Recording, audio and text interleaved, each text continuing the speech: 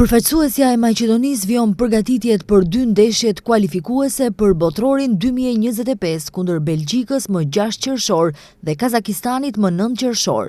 Gjatë ditës së djeshme, futbollistët kanë zhvilluar seancën stërvitore në një atmosferë të shkëlqyer, ndërsa nga dita e djeshme, ekipit i janë bashkuar edhe Enis Bardhi, Ezgjan Alioski dhe Jovan Manev.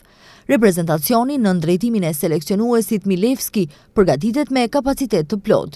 Futbollisti Tihomir Kostadinov thot se ekipi duhet të fokusohet që sa më të përgatitur të jenë në 2 sfidat e radhës kundër Belgjikës dhe Kazakistanit, që të vazhdojnë të jenë sa më lart në grup. Ideme maksimalno podgočeni. Fokusohemi për qasje maksimale kundër Belgjikës që të jemi të gatshëm. Kemi pak më tepër kohë të përgatitemi dhe duhet të shfrytëzojmë. E dim se kemi 2 ndeshje shumë të rëndësishme kualifikuese. Jemi të vetëdijshëm që i humbëm 2 pikë të rëndësishme me Walesin, por vazhdojmë dhe duhet të shikojmë përpara. Gjithmonë jemi të motivuar kur luajmë me Maqedoninë, pa marrë parasysh lodhjen dhe lëndimet. Seleksionuesi kërkon angazhim maksimal. I analizojmë 2 ekipet kundërshtare, e dim me kë jemi përballë.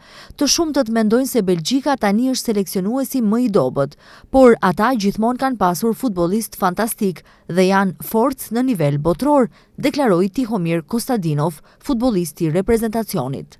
Reprezentacioni ynë edhe gjatë vikendit vazhdon përgatitjet me kapacitet të plot që deri të premten, kur në program është ndeshja me Belgjikën, të jenë në formën më të mirë të mundshme.